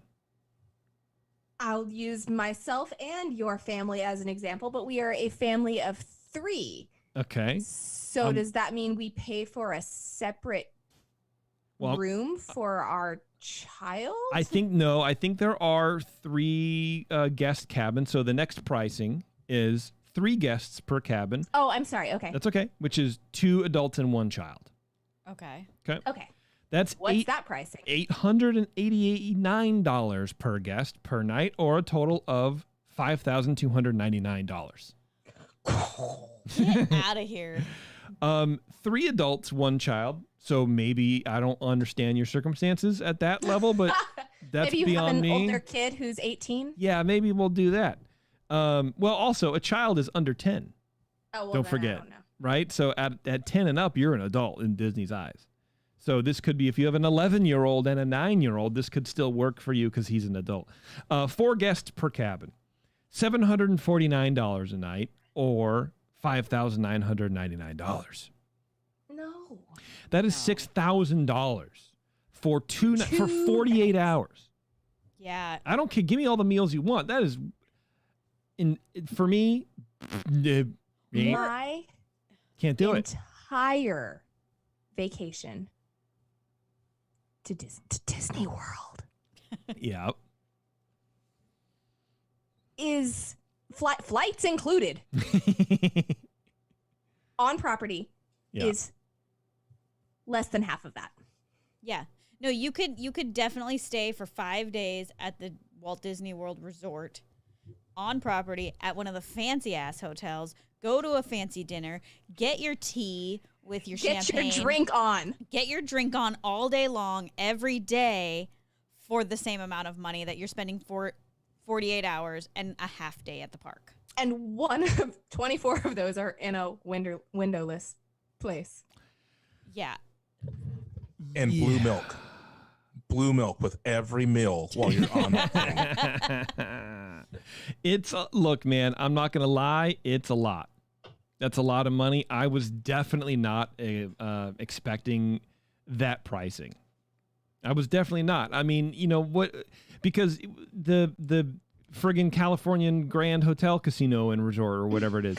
It's about $6 a night. Yeah, it's about $5.56 a night. And by the way, someone mentioned like this is like low tier standard pricing. This is not even park influx pricing, right? This is not even like, hey, there's a lot of people here. We're going to raise the prices on you for now. It's 400 guests at a time. So you run through the thing or whatever. It's like I couldn't imagine. I mean, for us, the Grand California is too much to spend because it's not worth it because you're in the park the whole time. But here it is the park, right. So I guess it's different. But like I would expect maybe a little bit more than the Grand California, but not that much. That is wild. And I know people are going to be very excited to spend it, and they're happy to spend it. And I say, God bless you. But this sort of prices out. I mean, we talk about the parks being priced out of normal people all the time, and it gets higher and higher. Yeah. You're pricing out a very, very good portion of Star Wars fans who are dying for this. And they go, I can't do it. And I would much rather these people who, if you're saving up for a year to go to this thing, then you shouldn't be spending $6,000 on a 2-day vacation. I mean, it seems stupid to say, but like, I feel like you could take Go to Santorini. Go to Santorini. Yeah, Don't fall off the wall. And part of me is like, man, this has to be an amazing experience. Like for them to like, some people sat in a room around a table and they were like, yeah, that's a fair price for what we're offering. I mean, yes, it's Disney. So it's inflated because they're like, oh yeah, we can get that. But this is insane. So yeah. Look, if there's anybody from Disney and you want look, I don't even care if I like it. I will give it a glowing review. If you want to send us, send our team as bloggers, right? Yeah, there we're you go. on it. Glowing, glorious. It's fat. Look, I'll tell you now, it's fantastic. Yeah, already. We already love it. Well, and also, like, who is ever going to do this twice? Like, I'll go to the Disneyland Hotel as many times as I can afford it. Who is ever going to go to do this experience more than once? Even if you're crazy enough to do it the first time, you're not going to do it a second time. Yeah. Well, so here's the thing about that. I think what they're going to be doing, at least I hope this is what they do, is they're going to be, updating storylines and refreshing storylines and stuff like that. So because I think they would be remiss in their duties of making money which is, fine. It's capitalism, what we do. To just do you're locked into one storyline for the year and like, that's it. Because then you're right. There is no repeatability. Yeah. Right. But at least if, and I would hope that, I mean, look, we also have live actors walking around doing this kind of stuff, right? We have all of these little intricate parts that we don't know. I guarantee you that a lot of this goes to like staff storytelling. So they're writing storylines of what's happening on this weekend or whatever. Maybe they change them out every quarter or something like that. Who knows? Yeah. Then you have all these actors that need to stay in character that you would have as like hotel staff normally, I guess. But I would even imagine probably more. And you have hotel staff. So I guess, I mean, some of it, but like here, you go like for two people, 48. It's 6K to LARP. Are you serious, dude? Yeah, for sure. Yeah. 100%. So you got 48, and that's two. So if it's 400, that's times 200. So in a weekend, you're making $960,000 if you have the hotel full of 2 guests per cabin. Yeah, I mean, you're just literally printing money. Like you have to switch the money press off when you leave. Like I don't even want to using it as toilet paper. I don't even want to go to dinner theater for free, let alone paying $6,000 for it. Like, is it 400 rooms? I'm out. Well, Yeah, what's going to happen? The guys from the Supreme Resort will go. They'll split a room, and then they'll write a blog about how it was, and we'll go from there. Are they gonna just expense it? Yeah. Yeah. Okay. Good luck. Yeah, we got that. I mean, part of me would like, let's go in halvesies or whatever, because it is a lot to spend on a family. It's a lot for a family. That's $6,000. That's a ton of cash, dude. I'd be shocked if any actual families go. This is just going to be adult men. No, there's gonna be tons. There's gonna be tons of people. It's dude. going to be a hotel of adult men. No, there's gonna be a lot of families because I think a lot of dads are gonna be and moms are gonna be very excited to share this with their family. No one loves their kids that much for $6,000. Sorry. I mean, yeah, that's probably true. Well, and also you have to remember, like, if I took Abby's almost 10, if I took her to this, she'd be like, this was cool for the first hour. We're stuck here for 48. I'm at Disney World. Like, I would literally rather be doing anything else. Yeah. What's interesting is they have like a Grand Captain suite, which sleeps 8 people. So is that only $16,000 right? a night? It's like, what is that? What does that even mean? So I'm trying to like figure out how many rooms this thing has. Does the chat know? Because I just want to know how much they're making off rip. And this is also not including travel. You get your airline. You get your travel to and from the airport. And then where do you go after? You're not going to fly across the country for 2 nights. You're going to stay in the park. So you got tickets to the park after that. Transferred to another hotel. This is a ticket to one park for one day. This is not the remainder of your trip, which there are 3 additional parks that you're going to want to go to. For sure. And I will say, like, looking at the renderings and stuff, it looks cool. It looks like a very, very cool thing. There's like a lot of like lightsaber training thing, and it looks to be very, very immersive, game changing in the industry. I'm just have a lot of sticker shock. And I really don't understand why you can't just parse it out for like 1 to 2 days. You can go 1 day, half a day doing that thing, like go on a nice jaunt around the galaxy, and then you come back, and so you can still do some of that stuff at a reduced rate, but you got to be out by 8 or whatever. Well, so my question That's complicated. Is it like a cruise where all 400 rooms are going to leave at the same time? Or yes. No, it's yes. Yeah.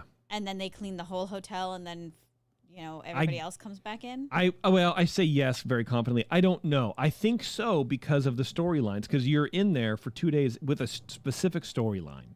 And so then you're with all these weird ass people that Yeah. you don't know. I don't know. I'm not into it. I was would a never theater do kid, it. and I'm not into having to play a part like that. I couldn't imagine. Yeah, can you imagine being the actors on this thing, dude? Well, tough. I was just talking about being the audience members, like True. when they come and talk to you, like I don't even like walking down DCA, like the main the weird thing. lady with the puppet, yeah, so the the dog stupid puppet. lady with the thing, and they try and talk to you, or the policeman, and I'm like, just go straight ahead, don't make eye contact. I don't want to talk to you. You're a character. I don't even know who you are. You're just a human. Like, just don't. That's all. So I've recently started watching Westworld. Oh yeah. And look, season 1 was great, but I won't even get into that. The rest of it, But I feel like this is kind of trying to be the same thing where it's completely immersive and you become part of it, but also not as cool. It's hard for me to imagine people really caring in the moment. I think less people will care than Disney thinks. That's my bet. That's my guess. There's no way to ever tell. I'm just a cynic. I hope it works, and I hope the people who go love it. Well, and that's the thing. Same. It's going to be amazing. I Right. just can't believe it's so expensive. We'll wait in 6 months and see what happens. And Yeah. because if they're not getting the bookings they need, their prices are going to come down. Yeah, for sure. But anyway, that's that about that. Before we leave, we have one more quick news story. I didn't know this. I learned this today. On July 30th, the Walt Disney Company gave its U.S.-based salaried and non-union hourly employees 60 days to get vaccinated against COVID. Oh. They are making it mandatory. Quote, at the Walt Disney Company, the safety and well-being of our employees during the pandemic has been and continues to be a top priority. Walmart apparently is requiring all its employees at its headquarters and certain employees who travel to the U.S. to get vaccinated. But that's their headquarters. I don't know why not all their stores. I thought it was all of their stores. I don't know. I mean, it just says at their headquarters in this. Disney employees who are still working from home will be required to submit proof of vaccination before they return to offices and other work sites, including theme parks. Disney's mandate applies to non-union employees, but the company is discussing options with union representatives. Interesting. But yeah, I thought that was really interesting. So more and more companies are mandating. So, and I think that's good, personally. All right, we are done. Oh, right? Is that it? Show. Yeah, It was a good show. that was a good show, man. Did I just close my thing? No, I didn't. Okay. Time for the fact of the show. The Main Street vehicles, when they were being created, Walt said they needed to look like authentic 1900s era cars, but also needed to be easily maintained. So Bob Gurr, resident genius, designed them to be just that. One car, the yellow Tonneau, Tonneau, anyway, which has a U-shaped bench seat, that one we've all seen from time to time, has the rear end of a Jeep, a front end of the Model A, and a steering column from a 1950 Imperial, and brakes from a 1952 Mercury. It's like that Johnny wow. Cash song. That's right. It's a 49, 50, 51, 52, 53, 54, 59, Exactly. 56, 57, 58, 59 automobile. Yeah, apparently he just cobbled all these together, and I just thought this was really funny. It's like has like 4 or 5 like parts, and they're easily maintainable at that point because this was the mid 50s. You can get all these parts, but you can try to replace a pump on a 1910 like whatever. No, bro, not gonna happen. Gosh, the expense alone. Yeah, no. All right, everybody. Thank you so much for tuning in. I really appreciate it. Thank you to Lee from Grease and Disney. You can go check him out as well. Sign that petition, friends. I'm telling you. Do one thing. I don't know, whatever. Anyway, yeah, thanks, guys. Appreciate it. Thank you for you guys for all your hard work on the show. I think it was great. Everyone did good, even me. And don't forget to ask for the 21st Amendment beers wherever you find good craft beer, like in and around DCA. All right, we'll see you guys in the parks next time. Or something. I don't know. Some sign-off. Catchy sign-off. Happens now.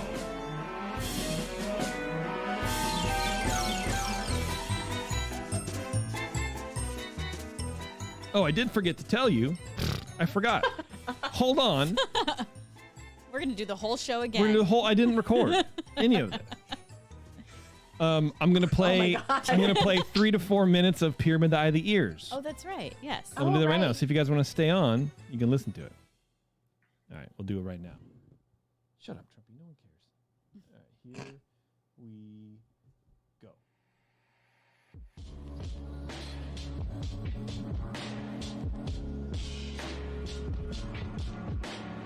Cars takes place on Earth. This is pretty much a given based on the countless references to real Earth places, hobbies, buildings, and the use of English, both in speech and in the written word. But what era of Earth are we talking about? At what point did humans leave the planet and then the cars took over? Or, if you want to jump right into the whole sci-fi aspect of these theories, which we'll get into later, which alternate Earth timeline are we on? Do the vehicular inhabitants of this alt-Earth share the same history as human beings? Well, some people think so. Take Sarge, for example. Now, Sarge is a World War II-style Jeep who has flashbacks from his days in the military. And already we have our first thought point. The car military, an army made of and ran by vehicles. Now, this isn't so much a conspiracy theory as it is just a total mind bender, because not only is this just assumed by the viewer, it implies there are more car armies in other countries than just ours. So that means, of course, these cars were in a war, because there's no military without a war or conflict, and these cars fought one another, killed one another, which makes me wonder about how the cars deal with conflicts anyways. I mean, there had to be a long-term struggle for something, right?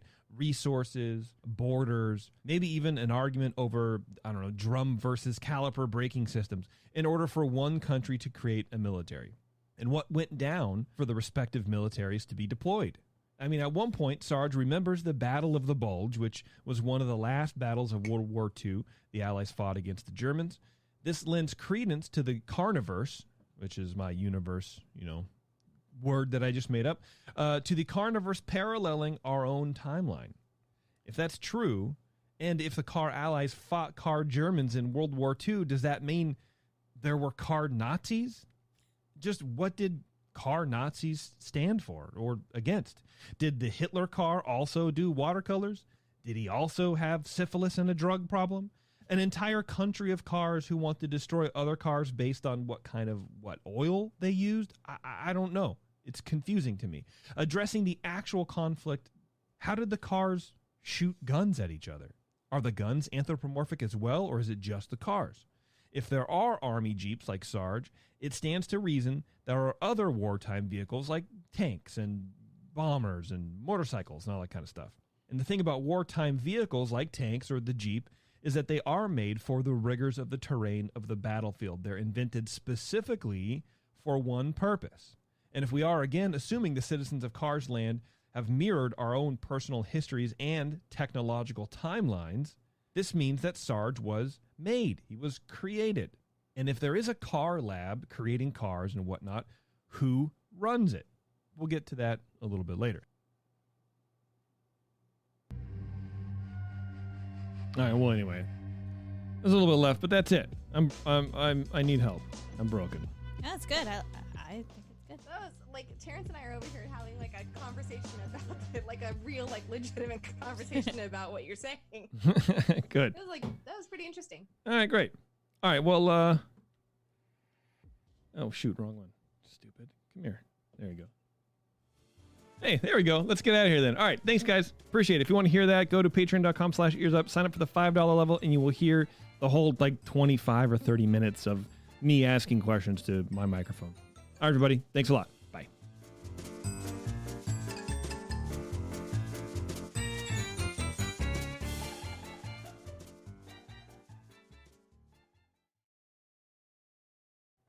All right, perf. All right. Thanks, guys. Do I need to end the stream?